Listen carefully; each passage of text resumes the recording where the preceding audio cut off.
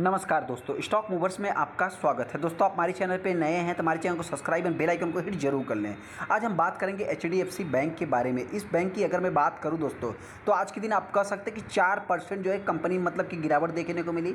इसको बहुत सारे रिटेल इन्वेस्टर जो है दोस्तों, वो 4% मतलब बहुत छोटा मोटा चीज़ मानते होंगे। ऐसा नहीं दोस्तों, आज के दिन इस बैंक का 4% के ऊपर 4% के आसपास गिरने का मतलब क्या है कि आपने देखा कि निफ्टी भी जो है कि आज के दिन गिरावट दर्ज किया। ऐसा नहीं दोस्तों, निफ्टी में गिरावट के पीछे का रीजन क्या है कि बड़े बड़े जो दिग्गज थे, हाथी थे दोस्तों, मतलब कि अगर मैं रिलायंस की बात करूं, एचडीएफसी की बात करूं दोस्तों, या टीसीएस, इंफोसिस, जो भी मतलब दोस्तों जो बड़ी बड़ी कंपनियां थी जिनका 1 लाख करोड़ के ऊपर मार्केट कैप, 2 लाख करोड़ के आसपास मार्केट कैप देखने को मिला, उनमें अपने को गिरावट देखने को मिली। आज के दिन एचडीएफसी बैंक में क्यों गिरावट देखने को मिली, उससे रिलेटेड हम बात करेंगे। बहुत सारे इन्वेस्टर ने रिसेंट में बाइंग किया दोस्तों, उनको क्या करना चाहिए, क्या फंस गए दोस्तों, उससे रिलेटेड हम बात करेंगे। एचडीएफसी बैंक के ऊपर जैसा कि आप देख सकते हैं, आज की अगर मैं बात करूं तो आज के दिन 4% की जो है कि गिरावट देखने को मिली। हालांकि दोस्तों ये एक्सपेक्टेड ही था, मतलब क्या है, गैप डाउन ही कंपनी जो है कि मतलब बैंक ओपन हुई है। तो ऐसे में देखा जाए तो यहाँ पे आप देखते हैं प्रीवियस क्लोजिंग से ये बैंक जो है कि गैप डाउन ही ओपन होती है और गैप डाउन में ही सिमट जाती है। हालांकि दोस्तों ऐसा नहीं, यहाँ पे अगर देखेंगे तो आज के दिन इस बैंक ने जो इम्पैक्ट डाला है दोस्तों, यहाँ पे आप देख सकते हैं कि 1%, 1.25% जो कि सेंसेक्स में गिरावट देखने को मिली। वहीं पर अगर मैं निफ्टी की बात करूँ तो निफ्टी में भी 1.25% की गिरावट देखने को मिली, जो कि 20,000 के लेवल को निफ्टी ने तोड़ दिया। गिरावट के पीछे का रीजन्स क्या है दोस्तों, जैसा कि आप यहाँ पे देख सकते हैं, HDFC bank share fall over 4% से ज़्यादा जो है कि स्टॉक में गिरावट देखने को मिली आफ्टर एनालिस्ट के मीटिंग के बाद दोस्तों। ऐसा क्या हुआ यहाँ पे, तो ब्रोकर्स के जो फॉरकास्ट निकले दोस्तों, मतलब कि बहुत सारे ब्रोकर्स ने इस कंपनी के पहले से देखा है तो बहुत अच्छे अच्छे टारगेट दे के रखे थे, मतलब जो इनके अकॉर्डिंग लगभग 1800, 1900, यहाँ तक कि 2-2 हज़ार वाले भी टारगेट देखने को मिले थे। उसके बाद जैसे इनका मीटिंग हुआ दोस्तों, उसके बाद देखा है तो स्टॉक के मतलब जो टारगेट थे दोस्तों, उसको जो है कि इन्होंने डाउनग्रेड कर दिया, जिसके कारण जो है कि स्टॉक में आज के दिन गिरावट देखने को मिली है। हालांकि दोस्तों ये तो कुछ और रीजन है, चलिए ब्रोकर्स जो है कि मतलब अप्स एंड डाउन्स के जो कि टारगेट देते रहते हैं, लेकिन इसमें जो सबसे बड़ा इंपॉर्टेंट पॉइंट है दोस्तों, जो मेरे पॉइंट से मेरा जो मानना है दोस्तों, यहाँ पे आरबीआई की अगर मैं बात करूँ दोस्तों, तो वापस इनके जो सीईओ थे उसको रीअपॉइंट कर दिया, जिसके कारण देखा दोस्तों तो ये मेरे पॉइंट से है। हालांकि मार्केट हो सकता है दोस्तों कि इसको मतलब थोड़ा सा अभी शॉर्ट टाइम में जो कि निगेटिव ले रहा है, आने वाले समय में हो सकता है कि इसको पॉजिटिव वे में ले सकता है। इसी के कारण देखा दोस्तों, जैसा कि आप यहाँ पे देख सकते हैं, बीएससी में गिरावट देखने को मिली, एनएससी में गिरावट देखने को मिली। यहाँ पे अगर मैं बैंक की बात करूँ दोस्तों, तो आप देख सकते हैं कि 11 लाख 12 लाख करोड़ का इस कंपनी का जो कि मार्केट कैप देखने को मिलता है। तो हैवी वेटेज रखने के कारण दोस्तों एनएससी और बीएससी के ऊपर भी जो कि इम्पैक्ट पड़ते हुए दिखा है। हाँ दोस्तों, अगर मैं इसी पे देखा जो बैंक की अगर मैं बात करूँ, इसका जो 52 वीक हाई देखने को मिलता है, यहाँ पे आप देख सकते हैं कि जो 52 वीक हाई है कंपनी का 1757 रुपये के आसपास 3 जुलाई को कंपनी लगाया था। वहीं पे अगर मैं 52 वीक लो की बात करूं तो 30 सितंबर 2000 मतलब 30 सितंबर को आप कह सकते हैं कि लास्ट ईयर में जो कि लगाया 2022 में 1365 रुपये के आसपास कंपनी ने लगाया था। यहाँ पे जो सबसे इंपॉर्टेंट पॉइंट है दोस्तों, देखिए अभी जो इनके सीईओ की अगर मैं बात करूँ, चीफ एग्जीक्यूटिव ऑफिसर की अगर मैं बात करूँ, 3 साल के लिए उनको आगे के लिए और भी एक्सटेंड कर दिया गया है।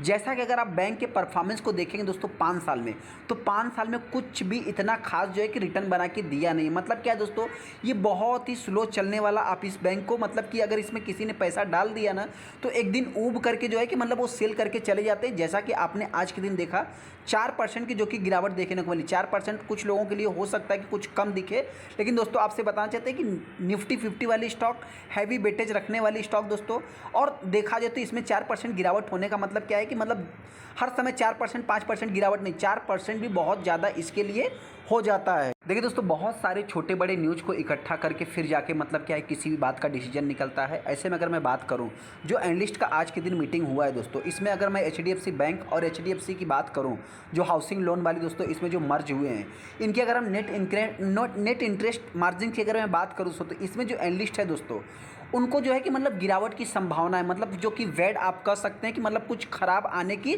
संभावना दिख रही है। वहीं पे इनके अगर हम सीएफओ की बात करें, तो जो चीफ फाइनेंशियल है, यहाँ पे आप देख सकते हैं चीफ फाइनेंशियल की बात करें, श्रीनिवासन वैद्यनाथन की बात करें दोस्तों, तो इन्होंने जो है कि बताया है कि लगभग 25 बेसिस पॉइंट पे दोस्तों हो सकता है कि कुछ अपने को गिरावट देखने को मिल सकती है। ऐसा उनका मानना है, जो कि आप कह सकते हैं कि 1 ट्रिलियन के आसपास लिक्विडिटी देखने को मिल सकती है। इसी बात पे को लेकर के दोस्तों सबसे इम्पॉर्टेंट पॉइंट जो कि मतलब कि अगर आप हर न्यूज़ में देखेंगे दोस्तों, तो नोमरा की अगर मैं बात करूं तो इनका जो टारगेट, पहले का टारगेट कितना था दोस्तों, 1970 रुपये, उसके बाद इन्होंने घटा दिया 1800 रुपये रख दिया। वहीं पे अगर मैं यहाँ पे बात करूँ तो मतलब देखिए इनके अकॉर्डिंग जो कि मतलब इनके बुक वैल्यू सारा कुछ मतलब कि हर अपना रीजन्स अलग अलग देखने को मिलता है, लेकिन जो सबसे बड़ा आज के पीछे मतलब गिरावट के पीछे का रीजन्स बना दोस्तों, नोमरा की बात करें या इनके रीअपॉइंट हुए जो मतलब कि चीफ एग्जीक्यूटिव ऑफिसर की बात करें, तो ये सभी आप कंसर्न मान सकते हैं। जैसा कि आप यहाँ पे देख सकते हैं 25 बेसिस पॉइंट से मतलब 15 से 20 बेसिस पॉइंट, मतलब 4-5 पॉइंट इन्होंने रखा है। वहीं पे अगर मैं अदर ब्रोकर्स की बात करूं दोस्तों, तो आप यहाँ पे देख सकते हैं कि जो कि गोल्डन सच की बात करें तो इन्होंने रिटेल किया है जो कि by call stock with target price 2051 रुपये इंप्लीमेंट किया, जो कि 26% अपसाइड बताया है। वहीं पे अगर हम मोतीलाल ओसवाल की बात करें तो मोतीलाल ओसवाल ने भी 1950 रुपये का जो कि इंप्लीमेंट किया है। यहाँ पे अगर देखा जाए दोस्तों, मतलब निर्मल बैंक की बात करें तो इन्होंने भी 1935 रुपये 19% अपसाइड बताया। मतलब कहने का अर्थ क्या है दोस्तों कि बहुत सारे ब्रोकर्स ने मतलब इस सिचुएशन को देखते हुए प्लस माइनस अपना अपना रुख रखा है। जो रिटेलर अपने आप को फंसा हुआ फील कर रहे हैं दोस्तों, उससे रिलेटेड हम आगे डिस्कस करेंगे। लेकिन हाँ, आज के दिन इतनी अच्छी मतलब कितनी एक्टिविटीज़ देखने को मिली, लगभग करोड़ों में शेयर ट्रेड हुए दोस्तों। तो ऐसे में माल कितना उठाएगा, जैसा कि आप यहाँ पे देख सकते हैं, बाउंड भी खाई लो सब हमने देख ही लिया।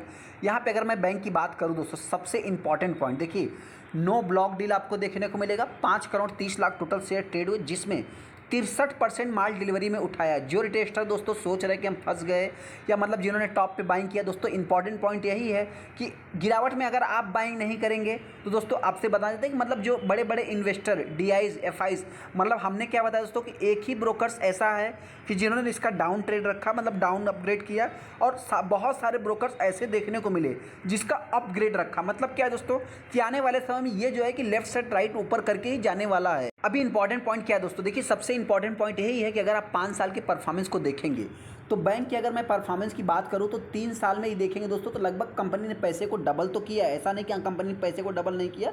यहाँ पे आप देख सकते हैं कि 2020 से 23 तक की अगर मैं बात करूंगा तो लगभग ऑलमोस्ट कंपनी ने पैसे को डबल किया है।